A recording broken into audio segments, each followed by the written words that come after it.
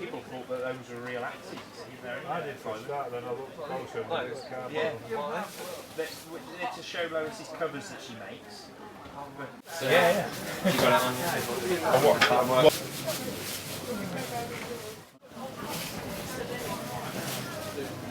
Camera's flash, recording, sorry.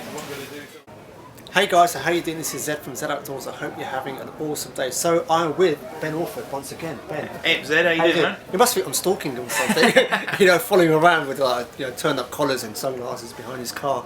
But we're at the Wilderness Gathering 2014. Now, if you haven't already seen it, I've done a video with Ben, who's very kindly taken the time out at the Bushcraft show 2014 to do a video on Mora knife sharpening and maintenance, and it's actually been a very, very well received video, so I want to thank you for all the feedback, but really the credit goes to Ben, you know, for taking the time to do it. But it has been a very, very well received video. I've learned a lot of people have. Having met Ben again, you know, I thought to myself, you know, he very kindly once again has offered to take the time out to do another video, and it's kind of following a similar sort of theme with the Mora. This time, however, we're working with a crook knife, okay, for spoon carving. So those of you that know, I'm getting quite heavily involved in woodworking and spoon carving and so forth. Now, obviously, through your teachings, I've kind of become a lot more comfortable now sharpening the Mora, but I haven't got a clue about my crook knife. I'm looking at it thinking, how do I do that? It's not the same principle, right? But the principles are the same, but obviously completely different technique. So I spoke to Ben very kindly, has offered to take the time out. If you don't know about Ben's background, then please watch the Mora knife sharpening video. But really, I can kind of say on Ben's behalf, he's one of the most recognised and most well-respected knife makers in the UK, and especially for green woodworking tools. I will put all the links, needless to say, to Ben's website, fan page, etc., and YouTube down below. You really do some great content and stuff. I've got a competition with Ben's videos and stuff, but if we get straight into it, and what I'm going to do now, I'm going to jump behind the camera and hopefully we'll begin. Okay, Ben, so where do we begin? Actually, the one thing, just before you dive in, because you are very good in front of the camera, I don't need to direct you or anything, but the one thing I did want to ask is, and it's actually for my learning as well, I call it a crook knife. What are the different terms for it, and is there a specific kind of... Yeah, well, some people call it a crook knife, because obviously it's literally a crooked blade. It depends what part of the world you're in. A lot of people call it a crook knife. Some people call it a spoon knife. Some people will call it a spoon gouge, but that's something different. Normally a gouge is a blade with a cutting edge out the front and obviously a long handle. I tend to call it a spoon knife purely because it's mostly attributed to actually carving spoons, but the traditional name would be a crook knife.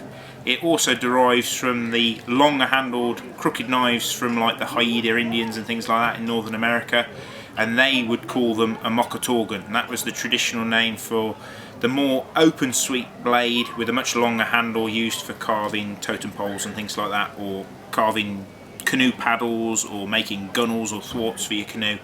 But this curve is more designed for hollowing, and obviously the size, you can get them from anything from like almost like 10mm diameter, so really tiny for doing very detailed work, right up to something that's almost got like a 2-3 inch diameter blade. This is our standard crook knife, which is about a sort of inch, I suppose, if you joined it up into a complete circle.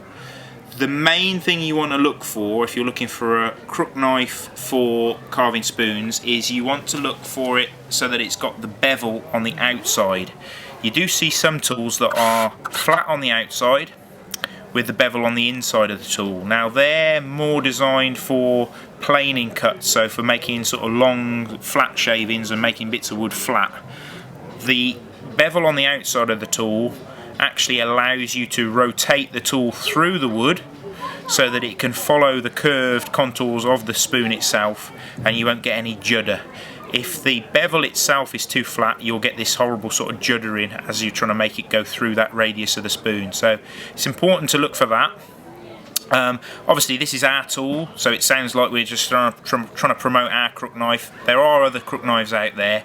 The most common one that people will come across is the Mora crook knife. There isn't anything wrong with it, but what I will say to people is it comes with a very sharp point on the end of it. the reason why it does have a sharp point on it is if you imagine that you straighten that blade out, it would pretty much look like one of the Mora 106s. So they've basically taken that same blade blank and turned it into a crooked knife. Now, I would say, even if you've only got access to very crude sort of metalworking tools, if you can find a grinder or a pair of pliers, you could just get rid of that point, really. You can actually be brutal and just snap it off with a pair of pliers, because you don't need a sharp point, and when you're carving, that's the thing that's going to cause you the most damage. So get rid of that sharp point. The sharpening technique that we're going to use for sharpening this crook knife, you can do the same for your Mora knife, or if you've got other Swedish carving tools. Hans Karlsson makes them, Svante Jarv makes them. What I will say is you want to make sure that you try and remove the secondary bevel that is on the Mora crook knife. You'll find that it'll have a grinding angle and then a secondary honing angle on it. If you can try and remove that, and it will be a bit of a tedious task if you're only doing it by hand, if you've got access to a sort of water wheel grinder or a sanding or a belt sander, something like that, you can remove some of that extra steel, but be careful you don't get it too hot. So if you are going to be grinding it, make sure that you do it barehanded and you keep dipping it in water. Every few grinds you dip it in the water, cool it down. Don't wear any gloves, and then you'll be able to feel any heat build up. If you are going to do it by hand, use a coarse stone or coarse sandpaper or even a file just to try and remove that secondary bevel and get that nice rounded, almost convex bevel that you want. As terms of sharpening goes, you can buy very sort of complicated and expensive slipstones to be able to get into these curves. I sort of tend to make my own sharpening setup, so the things that I like to use, I make these simple sharpening sticks. So I make these out of just scrap timber. These are bits of oak out of a skip at the local joinery, and what I'm aiming for is something that's about 30 mil, 3 centimeters wide. Doesn't want to be too wide. And then what I've done is I've radiused the edges. You can't really see it because it's covered in sandpaper, but if I turn it around, I've just radiused the edge, so it's about 1 centimeter thick, and then I've rounded the edge, and that curve will suit the inside of our crook knife, so it allows us to get inside there. And what was the diameter of that again? It's about 1 centimetre thick to about 8 mil thick, something like that. Gotcha. Not too wide, because obviously if you've only got a narrow crook knife, you want to be able to get right into that curve. Now, often people think, because this has only got a bevel on the outside of the crook knife and it's dead flat on the inside, they think that they only need to hone the outside because that's the bevel. It is the only bevel, but you've almost got to think of that flat surface as being one long flat bevel as well. So you're always going to have to polish and remove any burr by actually getting inside there. So that's why it's important that we've got that radiused edge so that we can get into that surface. Now, like with all sharpening, what do you use as grits go? I tend to use a 600 grit wet and dry sandpaper for my sort of medium stone, and then I've got a 1200 grit wet and dry paper that I use for my fine stone, and then I've got this finishing strop, which is the same sort of diameter and width piece of timber with the same radiused edge, and all I've done is I've stuck a bit of soft leather on there, which I can apply a polishing cream, or this is Autosol. I also use Tormek paste. You can use toothpaste, you can use Brasso, anything that's got a very fine sort of abrasive nature to it, really. Some people will struggle to find a soft piece of leather to wrap around the stick, but if you use a piece of softwood for the stick itself, the softwood will be sort of open grained enough to actually hold some of that polishing paste, so you can actually use the stick itself as the strop.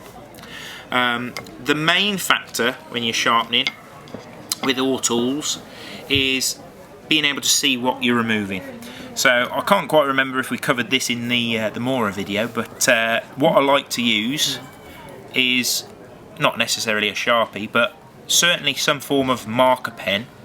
And what I like to do is apply a little bit of that pen to the bevel, and that will help show me where I'm making contact with the bevel itself. You don't have to colour the whole thing in, you just have to do the actual bevel itself. And what that allows me to do is see where I'm actually removing material from when I actually start sharpening. Now, to do the outside bevel, what I tend to do is hold the crook knife still And normally what I do is, I've got a fairly ample belly, so I like to support the handle against my belly. So it's having an ample belly a necessity? It is, yeah. So if you haven't got a big enough belly, eat some chocolate biscuits before you start sharpening your crook knife. And then I use the flat side of the stick to sit on that bevel, on the outside bevel.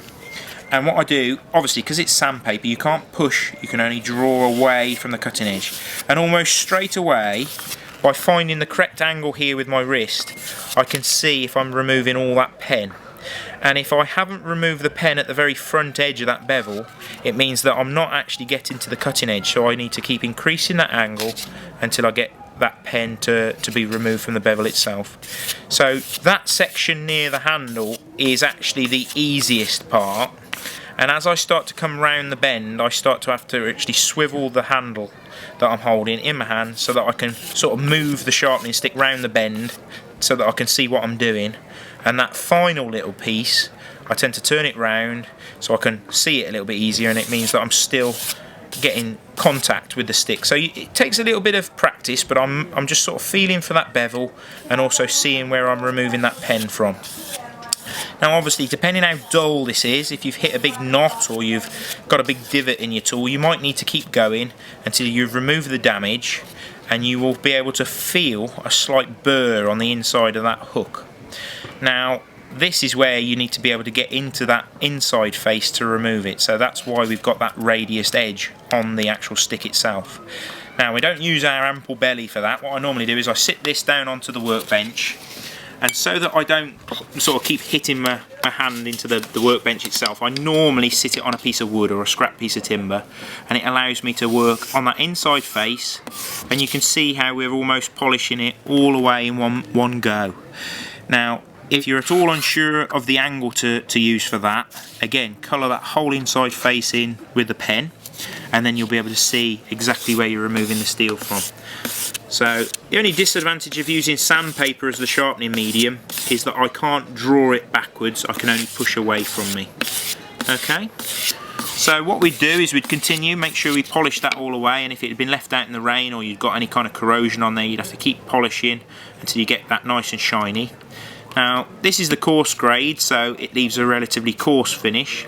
So we'd swap over and we'd do exactly the same process with the 12,000 grit.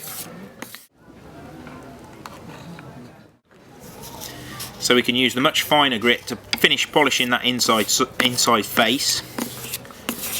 And then once you've done the inside face, you can do exactly the same process again. Now at any point in that sharpening process, if you can't see where you're removing that steel, just stop and repen it. You know, you could do that 20 times in the process of sharpening a tool, and it wouldn't matter really.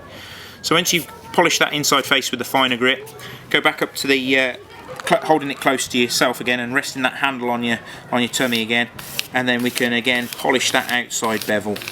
Now what you might find is that you might catch the paper and it might tear.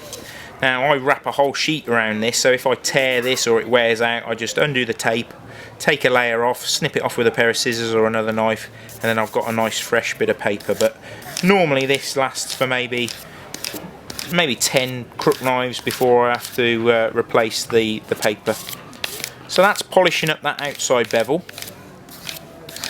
The whole time I'm sort of feeling to make sure it's sitting on that bevel itself, and once I'm happy that I've polished it all, and again I can feel that slight burr on that inside face, to help remove that and put the final finish on there, that's when I use the strop. So I've got the same stick, the leather.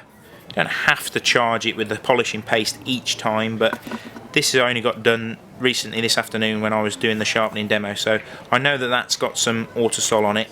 So I use the flat side to do the outside bevel, and you can see how that really does put a nice shine on the outside of that hook. Oops. Always making sure you push away from that cutting edge. And then to polish the inside face, stick it back down on the bench, and we can do that inside face. Now you might find when you're carving that you can just feel it lose that razor edge, and quite often you only need to use the actual strop itself just to polish that edge.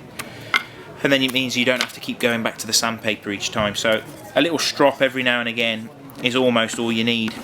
If you've been working with very dry timber, then yeah, you might need to go back to the actual paper itself. So that's pretty much how I do it. After I've stropped it, I look down the cutting edge, make sure I can't see any light bouncing off the cutting edge itself. If I can see any light bouncing back, it normally means there's either a flat spot, there's a bit of burr that I haven't removed. I don't know whether you can see it on the camera, Zed, but I can't see any light bouncing back at me, so I'm pretty happy, pretty confident that that's sharp. I normally just run my thumb off the cutting edge, just to make sure that I can't feel any burr. And then just to test sharpness again, like with any blade, you have to be careful, but I normally just take my finger off the edge and then just carefully drag it back, and I'm just looking for it to just catch that sort of dead layer of skin on my finger. What I can do as a double check is I sometimes use my thumbnail as a test. I put it onto my thumbnail and I just see if it just bites into my nail. Now I can feel that that's nice and sharp. The only reason why I tend to use my nail to feel if it's sharp is because I've got sort of metal workers' fingers. They tend to lose a little bit of feeling because they're like sort of hard callous skin in places and then no skin at all in the others. So I tend to use my nail as the guide. But I try and keep this razor sharp, because if you've got a dull crook knife and you're using it to carve your spoon and you're having to pull really hard with your hand, that's normally when you cut yourself. It flies through the wood because it's dull, and then you end up driving it into your hand because it's not cutting nicely. So nice and sharp, and then you'll be able to take these wispy little shavings and it'll be no effort at all. Obviously this is quite a curved tool. The more open the blade, obviously the larger diameter the stick you could use. You can even use a piece of doweling. And when I've sharpened my tools, before I put them away, I normally apply a little bit of oil, whether it be camellia oil, WD-40. If you haven't got any access to that, even just a bit of vegetable oil, something like that, will protect the edge and keep any moisture off it. So protecting that shiny surface is almost as good as learning how to sharpen it. If you look after it, keep it nice and shiny, it'll stay nice and sharp every time you need it. So hopefully that will give you a little bit of help. Very inexpensive ways of sharpening it. You've got a few pence worth of sandpaper and literally reclaimed timber from a local joinery. Probably the most expensive thing there is about £3.50 for your autosol. I noticed the other day that Wilkinson's has started to sell this in their hardware department, so fantastic that you can actually source the stuff, and a cheap marker pen just to be able to mark the bevels. But it's a very simple, low-tech way of sharpening your crook knives, really.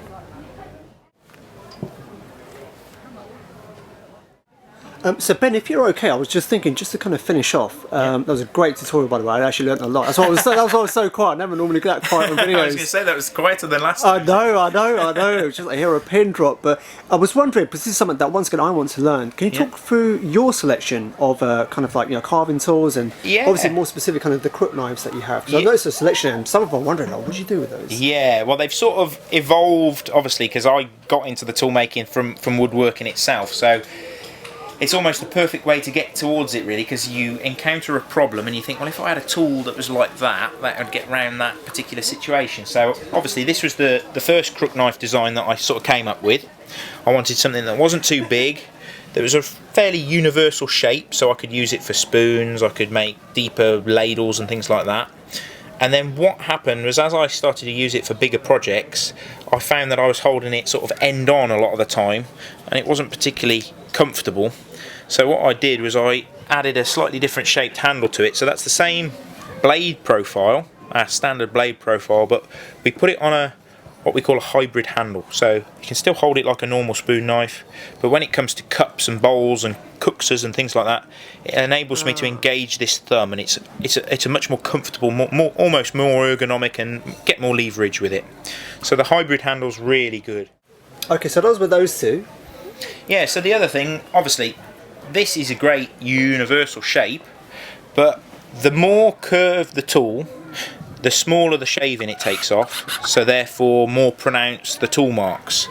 So I thought, well, I want to get a smooth, like, I'm not into sandpaper. It sounds crazy because I end up spending a lot of time sanding handles on the full tang knives, but I like to leave a tooled finish. So I came up with the what I call the flatter section, which is obviously a lot flatter in profile, and what that enables you to do is, don't look at the spoon because this is the sort of demo spoon, because it's a much flatter blade shape, you get a much bigger, wider shaving, and you get a much smoother finish. So this is the texture from a standard crook knife, that's the texture from a flatter crook knife, so you get a much more sort of nice, flatter, less beaver nibbles. I always think it is. It's like less toothed finish. And I also use the crook knife if I've got awkward grain, or I want to add a little bit of texture to the handle of a spoon. I can use this as well, and it puts a nice textured surface on there. This is a bit of dry seasoned sycamore, so it's not the nicest of timber to demonstrate it on, but that's the flatter crook knife.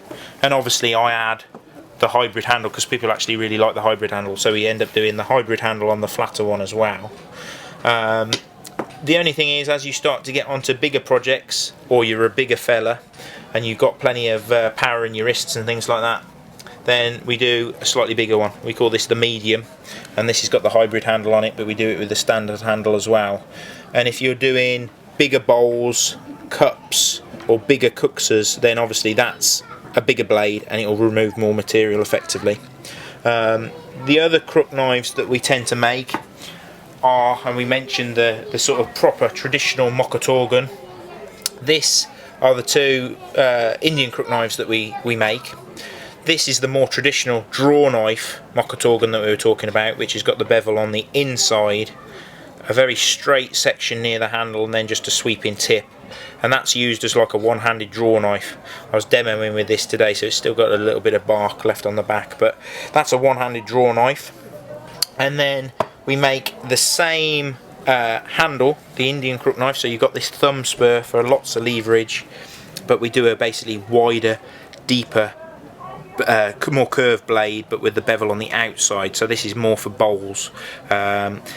People say, well, can't you do a knife that's good for draw knife cuts and for hollowing?